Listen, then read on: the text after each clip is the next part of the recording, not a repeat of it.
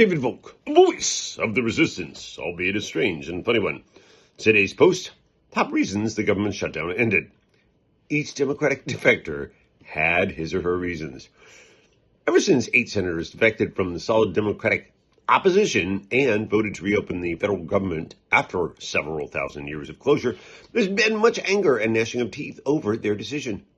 Despite the efforts of Don Corleone and Mike Trump's Little Johnson, the public was holding the Republicans responsible for the closure, and members of the Democratic caucus had them where they wanted them until these 8 idiots broke from the pack and ended the shutdown without getting anything in return.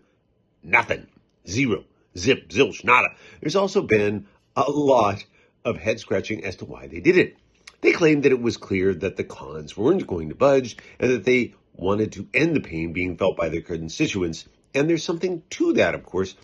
But we here at Volk Labs have done a little digging and found that each defector had their own individual odd reason for their decision, including the let's write a mean letter defense. One, if you had to sum up the approach of Senator Dick Durbin, D. Panty Waste, Illinois, it would have to be, why take action when a strongly worded letter will do?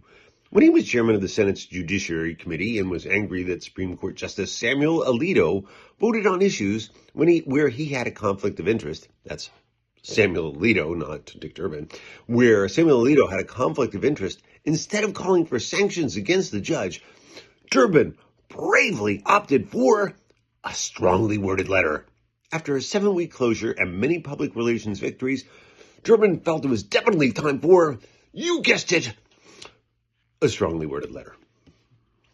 Number 2, you'll be so ill you'll forget defense. Senator Maggie Hassan, D. Up Yours, New Hampshire, doesn't care because she isn't due to run again until 2028. And she's willing to bet that you'll either forget her vote by then or be so sick thanks to the loss of Obamacare that you won't be able to make it to the polls. Number 3, she was very concerned defense. Senator Jeanne Shaheen, D. Who Cares, New Hampshire, was said to be, quote, very concerned about Trump and the power Republicans had in Congress and the Senate.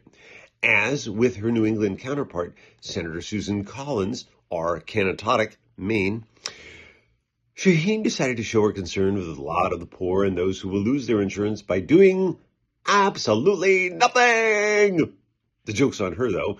Her politician daughter, Stephanie Shaheen, D. God, Mom, sometimes you're so embarrassing, New Hampshire, who is currently running for Congress, is so upset that she just might run for Senate instead. Number 4, the get off my lawn defense. Let's face it, at 68, Jackie Rosen, D. Figaro, Nevada, is old.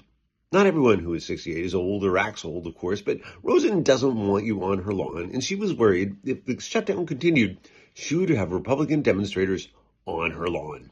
Apparently, no one has bothered to remind her that she lives in a desert state where no one has any lawns. Number 5, the don't blame me defense. Senator Catherine Cortez Masto, D. I Don't Care, Nevada, never really liked this shutdown. In fact, Politico says she voted against it 15 times. So she didn't really like the pain the administration was inflicting on the poor, but would have been happy to take credit if the Democrats had won this round, if she hadn't sandbagged them.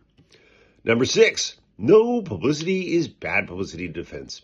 Poor Tim Kaine, D. Quisling, Virginia. He's received so little coverage since being Hillary Clinton's failed running mate that the 67-year-old realized this could be his last chance to grab headlines, his last chance for a moment in the sun. So he took the attention and ran. Number 7, the I don't want to be seen with you guys defense. Angus King has never claimed to be a Democrat. He's an independent who happens to caucus with the Democrats because he wants to, I guess. Right before the vote last week, he woke up and realized he wasn't a Democrat and didn't have to go through all that grief. He also realized he was a king. Fat lot of good that did. To be honest, we might want to give this guy a break. After all, being saddled with the name Angus all your life isn't everyone's idea of a good time. At least his dad didn't name him Sue.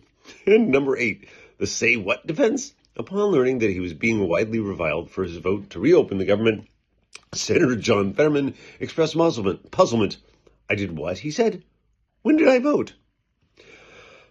I've been David Volk, the voice of the resistance, albeit a strange and funny one.